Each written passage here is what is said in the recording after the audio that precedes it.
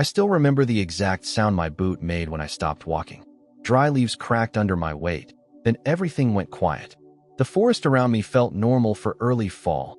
Cool air, low gray clouds, the smell of wet soil. I was checking trail cameras that morning.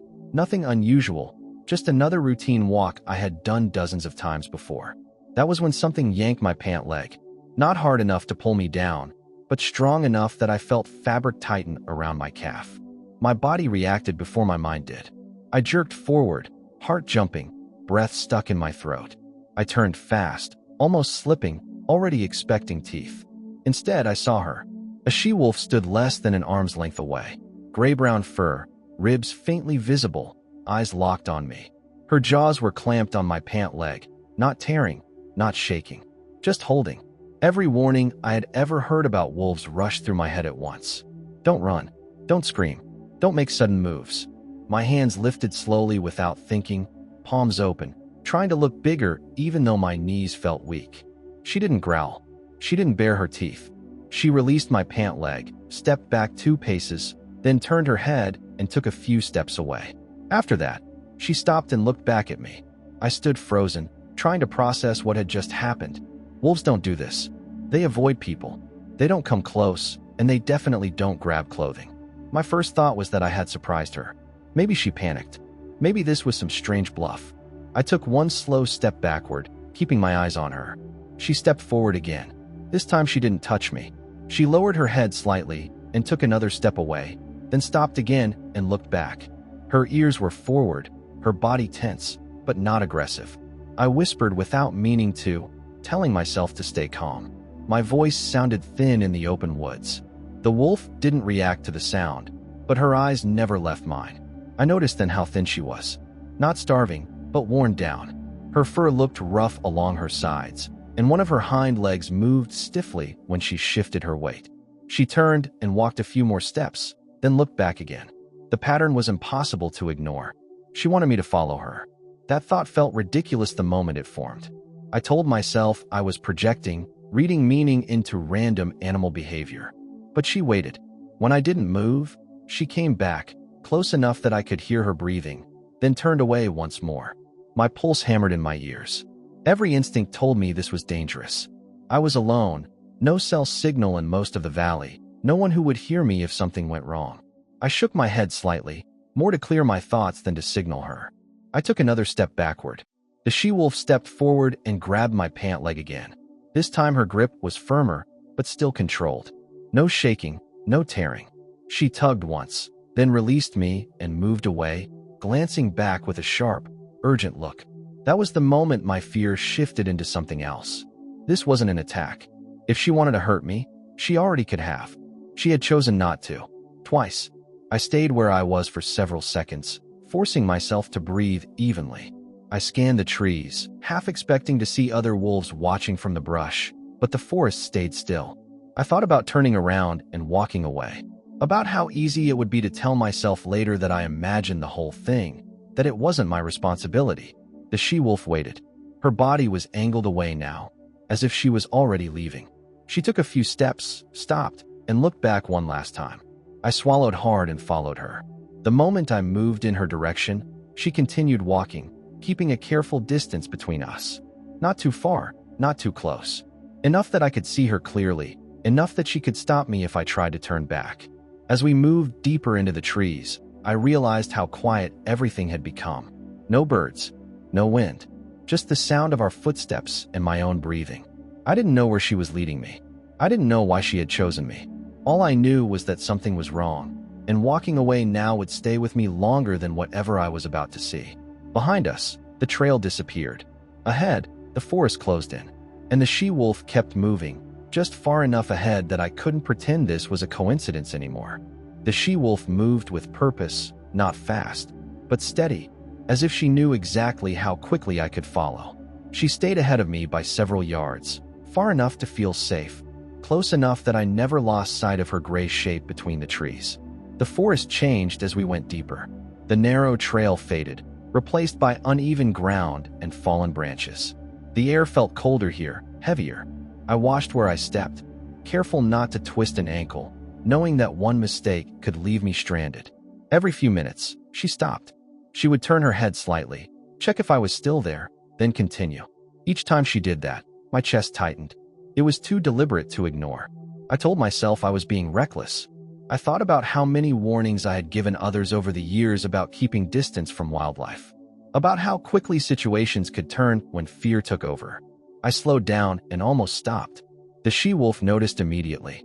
She halted, turned fully toward me, and stood still. Her posture wasn't threatening, but it wasn't relaxed either. She waited. I looked around, scanning the woods again for movement. I still saw no other wolves. That didn't mean they weren't there. I muttered to myself that this was far enough, that I had already done something stupid by following her this long. I took a step back. She walked toward me. My muscles locked. She stopped a few feet away, lowered her head slightly, then turned and walked past me, brushing close enough that I felt her fur graze my leg. She didn't bite. She didn't snap. She just moved ahead and stopped again, looking back. That contact sent a cold rush through me. I followed. We crossed a shallow ravine where the ground dropped suddenly. The soil was soft, damp from recent rain. I slid once and caught myself on a tree, my heart pounding as I imagined what would happen if I fell and couldn't get up. The she-wolf waited on the other side. Beyond the ravine, the forest opened slightly. Younger trees, more brush, less visibility. I noticed tracks in the mud, old and new, overlapping.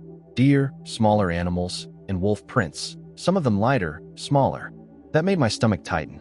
She slowed her pace now, limping faintly on her hind leg. I could see it clearly with each step. Whatever she was leading me to wasn't close. I almost turned back then. I thought about how following a wild predator into unfamiliar terrain went against every reasonable decision I could make. I imagined explaining this to someone later, hearing how foolish it sounded out loud. I stopped walking. The she-wolf stopped too. For a long moment, neither of us moved. The forest felt suspended, like it was holding its breath. Then she sat down, not crouched, not ready to spring, just sat, eyes fixed on me. That broke something inside my resistance. Animals don't sit like that when they're threatening. She looked exhausted, not weak, but pushed to the edge. I took another step forward. She stood and continued, leading me toward thicker brush where the ground sloped upward. My legs started to burn from the uneven climb. Sweat gathered under my jacket despite the cold. We reached a point where the smell changed. It hit me suddenly. A sharp, sour scent mixed with rot and wet earth. I slowed instinctively, my mind racing through possibilities.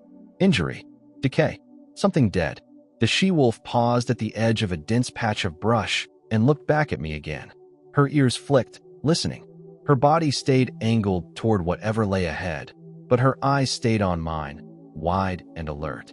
I realized then that whatever I was about to see wasn't going to be simple. I adjusted my footing and took one careful step closer. The she-wolf moved aside, clearing the path. And for the first time since this began, she didn't go ahead of me. She waited for me to lead the way. I stepped into the brush slowly, pushing branches aside with my forearm. Thorns scraped against my jacket, and the smell grew stronger with every step. It wasn't overwhelming, but it was wrong, the kind of scent that made your body tense before your mind caught up. The she-wolf stayed behind me.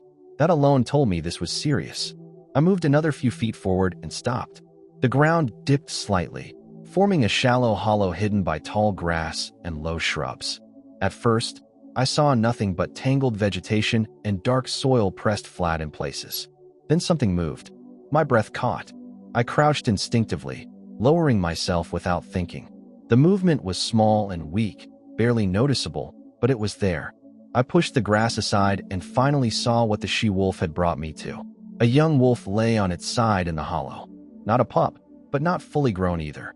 Its chest rose and fell unevenly, shallow breaths coming too fast. One front leg was twisted at an unnatural angle, pressed into the mud. The fur around it was matted, darkened with dried blood and wet dirt. The animal tried to lift its head when it sensed me, then failed. Its body shook, and it let out a low sound that barely carried through the brush. The she-wolf stepped forward then. She approached the injured wolf and stood over it, lowering her head and touching her nose gently to its neck. The injured animal stilled slightly at the contact, its breathing slowing for just a moment. She looked at me. There was no aggression in her eyes. No threat, just urgency. I stayed where I was, keeping my movements slow and predictable. My mind raced through everything I knew and everything I didn't. Wolves don't abandon their injured easily, but they also don't ask humans for help. Yet here she was, standing between me and the young wolf, watching every move I made. I noticed then how exposed the hollow was. From the angle of the ground and the broken brush, it was clear the injured wolf hadn't been there long. It must have fallen or been dragged down from higher ground. The leg injury looked recent. I took a careful step closer. The she-wolf tensed immediately, placing herself more squarely between me and the injured animal. She didn't growl, but her body stiffened, a clear boundary. I stopped. I lowered myself further, sitting back on my heels to make myself smaller. I kept my eyes down and my hands visible. The she-wolf watched me closely, her muscles still tight, but she didn't move to block me again. The injured wolf shuddered and tried to move its leg. It cried out softly this time, the sound cutting through the quiet forest. That sound settled the situation more than anything else could have. The she-wolf shifted her attention back to the injured animal, licking its muzzle briefly, then standing still again. She stayed close, but she no longer tried to stop me from being there. I understood then. She hadn't brought me here to take over. She hadn't brought me here to touch it or move it. She had brought me here because she was out of options. I scanned the area again. No den nearby. No pack members. Just the two of them. I thought about leaving. About how stepping away would mean returning to safety and pretending I never saw this. I also knew what would happen if I did. The injured wolf wouldn't survive long like this. The she-wolf looked at me again, then back at the injured animal. She stepped aside just enough to give me a clear view, then stood still. I didn't move closer. I didn't reach out. I stayed exactly where I was and took a slow breath. For the first time since this began, I realized she wasn't asking me to be brave. She was asking me not to walk away. I stayed there longer than I should have, weighing every option without moving. The injured wolf's breathing never settled into anything steady, and each uneven rise of its chest pushed the decision closer, whether I wanted it or not. I backed away slowly, keeping my body turned toward the hollow. The she-wolf followed my movement with her eyes, but didn't stop me. She stayed beside the injured animal, standing guard. I stepped far enough back to pull my phone from my pocket. No signal. I wasn't surprised, but the empty screen still tightened my chest. I walked a short distance uphill, checking again and again until a single bar flickered and held. I made the first call without thinking too much about it. My voice sounded steadier than I felt as I explained where I was and what I had found. I avoided dramatic details. Injured wolf. Broken leg. No pack in sight. A she-wolf staying with it. The response came back cautious and blunt. He said wolves are protected. He said intervention can make things worse. He said sometimes the most humane thing is to let nature take its course. I argued before I realized I was doing it. I said the injury was recent. I said the animal was suffering. I said the she-wolf had approached me on purpose. There was a pause on the line. He asked if I was safe. He asked if I understood the risks. He reminded me that any action could carry legal and ethical consequences. I said I understood. That wasn't entirely true. I made a second call. This time the conversation turned into a disagreement almost immediately. One voice said help meant sedation and transport, if it was even possible. Another said approaching an injured wolf could provoke the adult. Someone else said leaving food nearby was the only reasonable option. I looked back toward the hollow as they talked. The she-wolf hadn't moved. She stood with her body angled protectively, her head lowered toward the injured animal. The young wolf tried to shift again and failed, letting out another strained sound. I interrupted the conversation. I said leaving it like this wasn't neutral. I said doing nothing was still a decision. Silence followed. Finally, someone agreed to come assess the situation, but not immediately. A few hours, maybe more. They warned me not to interfere before then. They warned me not to get closer. I ended the call and stood there, phone still in my hand. A few hours felt impossible. I walked back toward the hollow carefully, making my presence known with slow steps and soft sounds. The she-wolf noticed me right away. She didn't retreat. She didn't advance. I stopped several yards away and lowered myself again, sitting on the ground. I spoke quietly, more for myself than for her. I said help was coming. I said I didn't know if it would be enough. The she-wolf watched me, her posture rigid but controlled. I wondered if she understood any of it. Maybe she didn't need to. Time dragged. The light shifted through the trees, shadows stretching and then settling again. The forest resumed small sounds around us, as if testing whether it was safe to breathe normally. The injured wolf's condition didn't improve. I felt the weight of responsibility settle in fully then. If the outcome was bad, I would carry it. If it was worse because of my involvement, that would be on me too. I questioned myself again and again. Was I interfering where I didn't belong? Was I projecting my own need to act onto an animal that had no concept of rescue? The she-wolf never left the injured one's side. That steadiness answered something inside me. When distant voices finally echoed through the trees, relief didn't come right away. It was replaced by a new fear. What if help arrived and made things worse? What if this was the moment everything went wrong?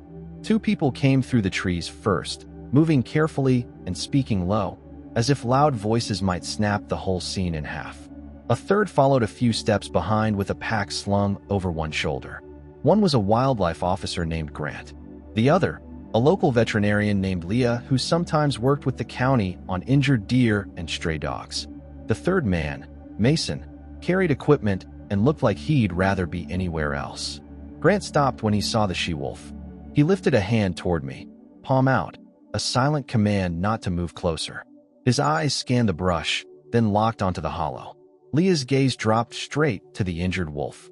Her face tightened, not with drama, just calculation. She looked at the angle of the leg, the breathing, the way the animal's body trembled. Grant spoke in a measured tone. Grant said no one goes in there until we have a plan. I nodded quickly, trying to explain what had happened, how the she-wolf had led me here and stayed with the injured one the entire time. I kept my voice low and even. Mason muttered that this was insane. Leah didn't look up. Leah said we need to reduce stress. If the adult bolts, we lose the chance to help the injured one. Grant said, and if the adult attacks, someone gets hurt. They argued quietly in short bursts, not shouting, but sharp enough that I felt the tension rising. Grant wanted distance and control. Leah wanted speed. Then the injured wolf tried to move again.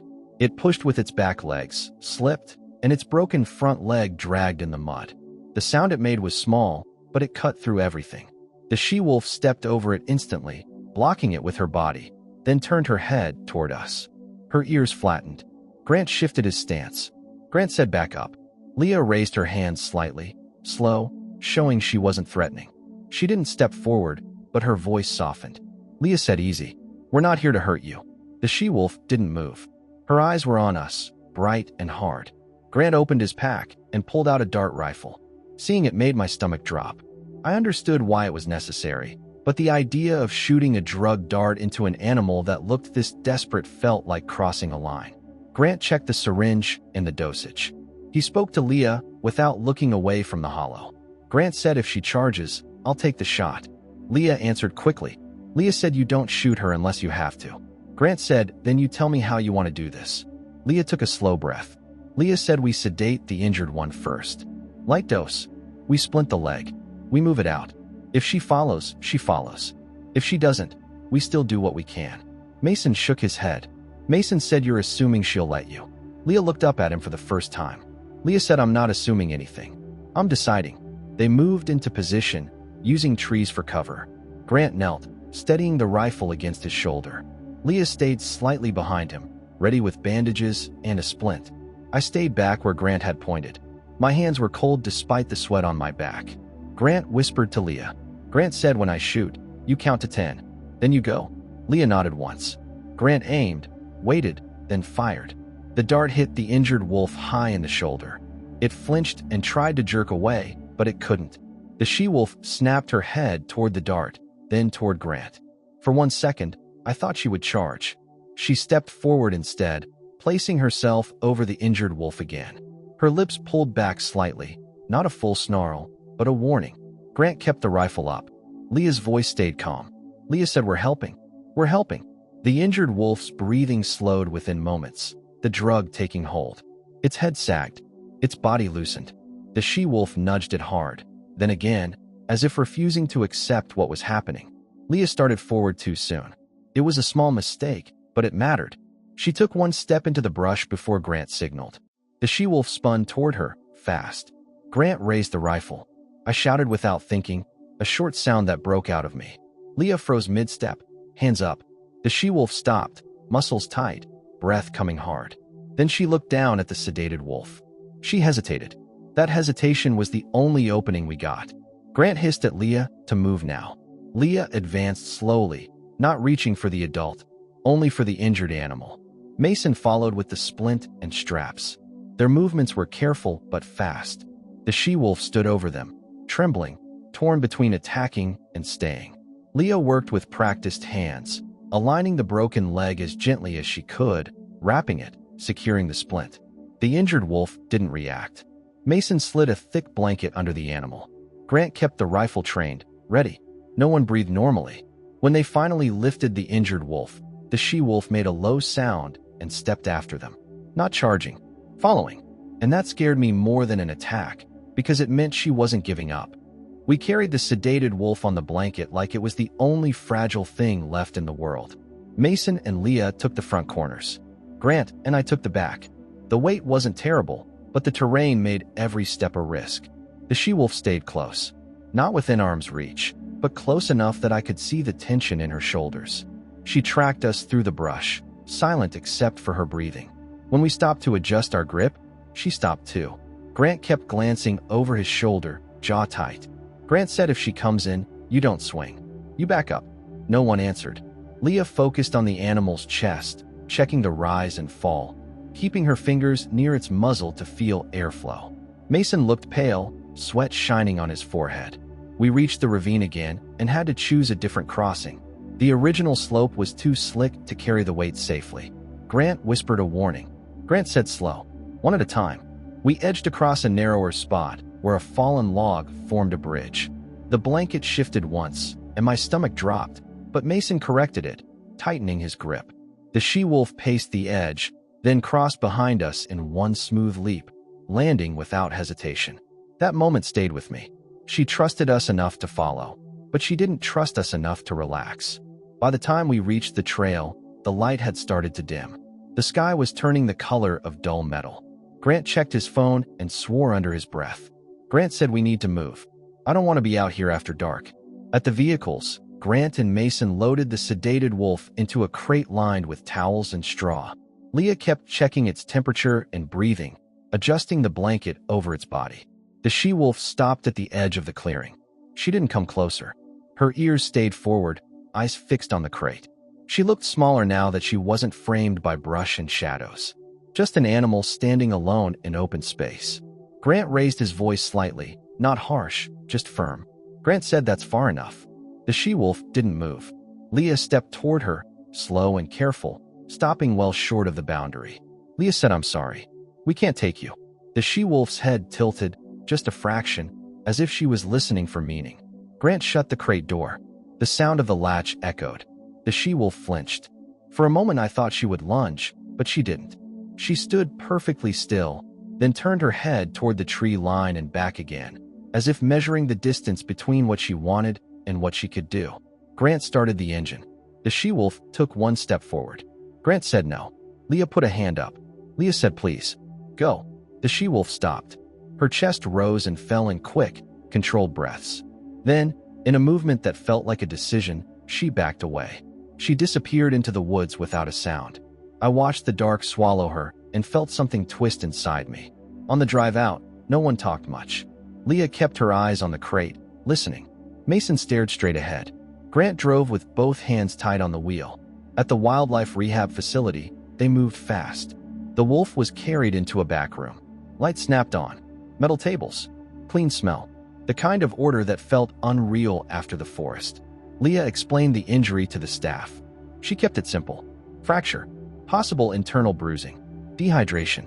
Grant signed paperwork and answered questions about where we found it.